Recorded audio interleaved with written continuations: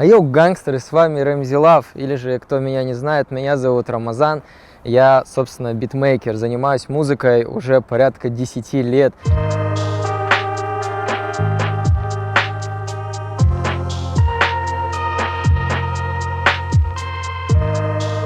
Со мной связались ребята, которым нужно было сделать лоу-фай ремиксы на треки, так сказать, казахские. И я подумал, блин, классная идея, потому что до этого я делал ремиксы на треки казахские, но, конечно, не в лоу-фай стиле, а какого-нибудь там трэпчики или дрил. Я вот люблю такое экспериментировать на самом деле. И мне вот такая вот затея показалась очень интересной. Вообще, в принципе, продвижение вот таких вот штук, как, например, лоу-фай, да, в казахских песен, то есть в такой современной обертке, так сказать, это очень, так сказать, двигает индустрию музыки в Казахстане и особенно культуру. И я очень этому рад. Ну, лоу-фай вообще я на самом деле очень люблю, потому что когда я начинал только писать биты, собственно, я влюбился в этот жанр, потому что сам по себе, по характеру очень спокойный человек. Многие люди, они запариваются от своей жизни, да, так сказать, грубо говоря. То, что, ну, опять же, работа, у кого-то там еще какие-то проблемы, а лоу-фай создан для того, чтобы расслабляться. Ты впадаешь в этот прям мир, в этот круговорот, и тебе становится намного интереснее. Ты даже не успеваешь, так сказать, уловить момент именно процесса твоих дел, именно когда ты слушаешь, собственно, лоу-фай музыку. Мой любимый трек, который вот прям мне нравится больше всего, это я сделал на Muzart. Я не делал именно лоу-фай такой классический, а я сделал именно прям, если вы слушали, да, или переслушайте еще раз, то это прям прямая бочка там фигачит, но это лоу-фай стиль. И довольно-таки прикольно получилось на самом деле. Если раньше ты сделаешь что-то типа подобного, тебе бы сказали бы, типа, вообще, зачем ты трогаешь эти песни, типа, зачем ты их переделываешь, это же наши казахские родные. А сейчас люди воспринимают как-то, ну, по-другому, типа, вау, круто, это как-то по-новому и свежее звучит, типа, вы обновили, так сказать, все вот эти вот казахские песни, да, наши. И я очень рад, например, даже читая вот те же комментарии, многие люди кайфуют от этого. Я, безусловно, рад, то, что я приношу какие-то позитивные эмоции людям.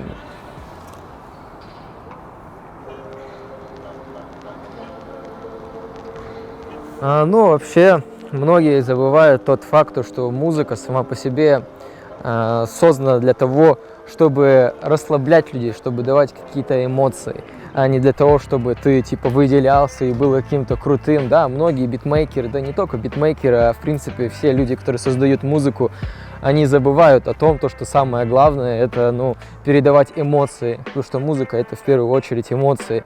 И как я всегда говорю, всегда делайте то, что нужно людям, потому что в первую очередь мы делаем для людей, чтобы тот же лоу-фай, чтобы люди расслабились. Ну, вообще, я как начал делать биты, да, в году где-то 16-м, сводил там треки, сам что-то писал, но решил прям открыть для себя что-то новое. У меня был старый ноутбук, который мне родители подарили еще в школьные времена, и, чтобы вы понимали, он там весь зависал, вообще почти не работал, еле как. С этим ноутом я делал много разных вещей и продюсировал людей, и, в принципе, сам писал на очень большом, так сказать, уровне, да. Сейчас я могу сказать с уверенностью, то, что я профессионал в этом, да, нисколько не с самоуверенностью, а именно то, что вот я шарю. Когда пишу лоу-фай, в принципе, я никогда не пытаюсь себя выдавливать что-то. Я пытаюсь в своем основном быть в потоке. То есть, когда ты делаешь что-то, и ты не видишь, как пролетает время. То есть, я что-то пишу, и не думаю, блин, а вот здесь будет вот так, вот здесь что-то. Я просто делаю и чувствую, как это будет круто. И я себя, на самом деле, каждый раз пытаюсь перевести себя к этому чувству потока. Но, конечно же, не всегда получается. Всегда включается голова звукорежиссера, который говорит, блин, здесь неправильно, здесь нужно немного по-другому сделать. Здесь нужно это. Ну, и это немного портит творчество. Ну что, в принципе, едем. Сейчас покажу вам рабочее место. У нас тут комфортно, такая небольшая комнатка. Только тут урок идет. По что мы танцуем, по что мы непосредственно уносимся, это у нас дроп. Дроп в основном не варьируется от 2 два таких момента, на которых толпу разрывает вообще. В принципе, мы здесь, все типа идет. Да, Только не будем такая, мешать, может быть, наверное. большая, может быть, то есть интро, яма, дроп.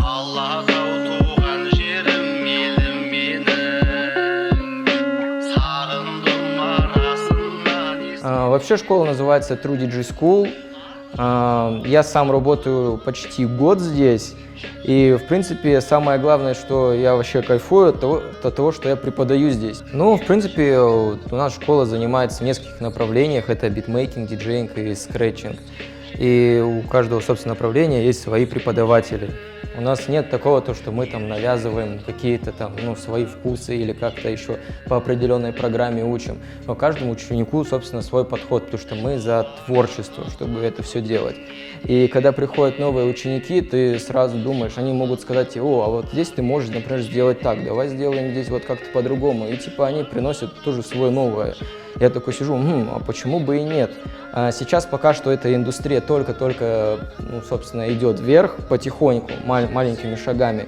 Но, в принципе, я думаю, что вполне скоро это все реализуется. Благодаря таким, не знаю, школам, как у нас, да, например, просто к примеру, если сказать.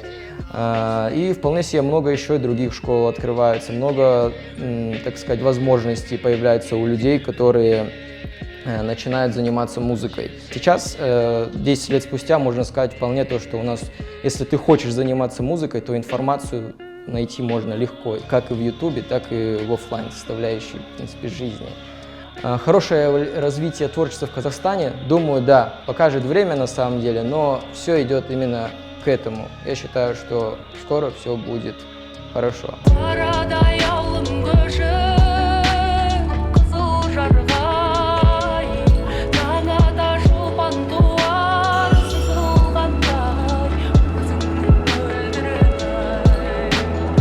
А сейчас мы разберем один из плейлистов, точнее один из треков первого плейлиста, а потом перейдем уже к треку второго плейлиста и разберем все, что там внутри, как это все создавалось и делалось. Трек Сакена Калымова «Алтайдың ар жағынан келген ару». Собственно, погнали. Вот, в принципе, весь проектик, он выглядит примерно вот таким вот образом. Сейчас вы на экране, наверное, это видите. Насчет именно главной мелодии я особо не парился, потому что услышал очень кайфовую в оригинале. Собственно, в оригинале она звучит немного по-другому, но я немного поигрался с темпом. В принципе, сейчас мы имеем вот такую вот мелодию.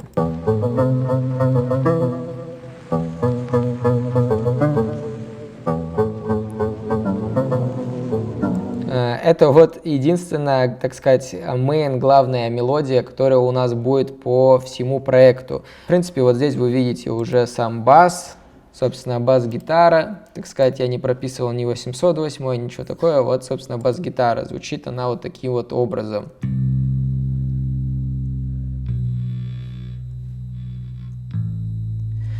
Собственно, ничего удивительного и ничего прям сверхъестественного здесь нету. Если кому интересно, плагин это Ample Bass P. Есть еще вот такая вот мелодия, собственно. Включаю.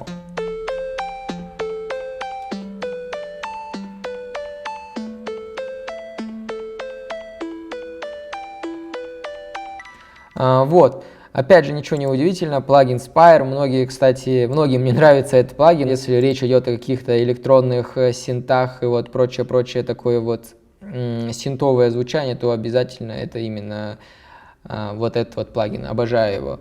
Конечно же, тут я вокал нарезал, у Айзотопа есть программа RX8. Идеально вы никогда не вытащите, особенно если речь идет о каких-то старых треках.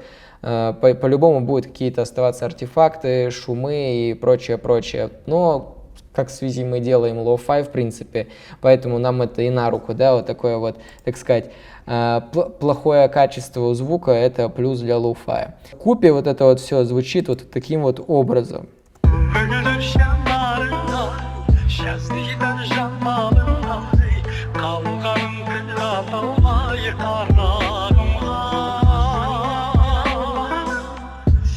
Опять же, все абсолютно челово, ничего удивительного и сверхъестественного, как я говорил, нету. Кстати, да, тут еще вот такой вот звучок, забыл про него сказать. Сейчас его послушаем, это тоже Spire, звучит он вот так вот.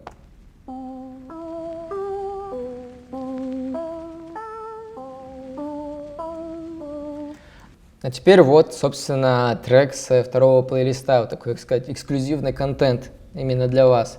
Мы будем разбирать трек Махамбетова «Саржа Ялун». Собственно, начнем с самого главного, мелодия. Мелодия прописана у меня в Nexus, да, звучит она вот таким вот образом. Слушаем. Даже включу вам так вот. Такая вот человая гитара.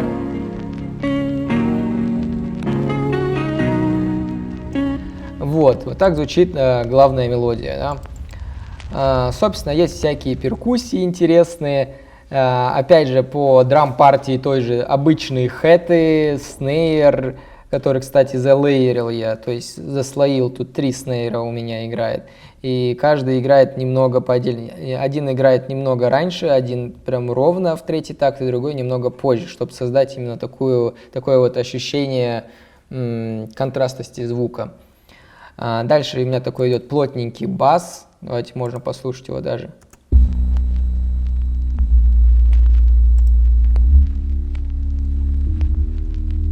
Собственно, вот так он и звучит. И давайте послушаем, в принципе, как это все звучит, так сказать, с самого начала.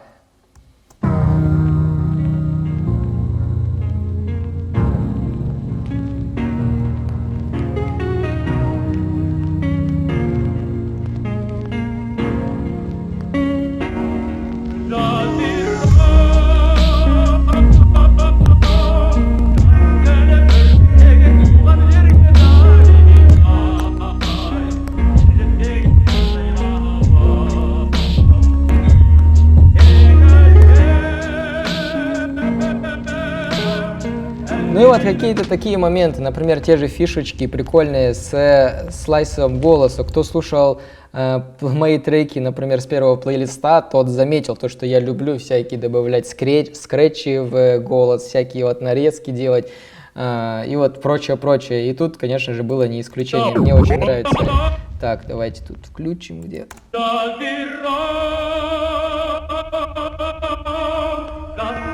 И, как по мне, это очень интересно и дает такой именно вайб современности, да, что что-то нарезано, прям вот такой вот хип-хопчик. И, в принципе, все. Надеюсь, что вам понравится, когда вы это услышите, когда это выйдет.